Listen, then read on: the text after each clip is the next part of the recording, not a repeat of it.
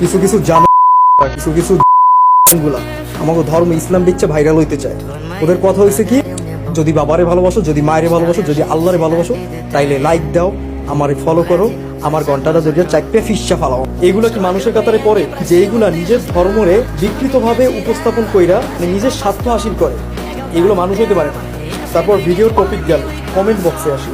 Comment বক্সে কি বলে, যদি মায়েরে ভালোবাসো তাইলে লাইক দাও, যদি প্রিয় নবী হযরত মুহাম্মদ সাল্লাল্লাহু আলাইহি ওয়াসাল্লামকে ভালোবাসো তাইলে লাইক দাও। আর আজকের আমি একটা কমেন্ট দেখলাম যে ডিরেক্ট লিখে দিছে যেন ওইটা আমি নিজে বলতেছি যে আল্লাহর কসম আমি লাইক দেব, আল্লাহ মাফ করো।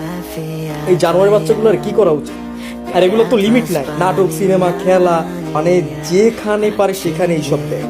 আর মানুষ কি করবে? মানুষ এগুলো বাধ্য হয়ে করে, কারণ আমাদের ধর্ম একটা ভালোবাসা, একটা ইমোশনের জায়গা। তো সর্বশেষে এইটাই বলবো আমি যে এই সব নিকৃষ্ট ধর্ম ব্যবসায়ীদের কথায় আপনারা না লাইক করবেন, না সাবস্ক্রাইব করবেন, না ফলো করবেন, কিচ্ছু করবেন না। আর আরেকটা কথা বলি যে আল্লাহ এদেরকে হেদায়েত দান করুন। আমিন।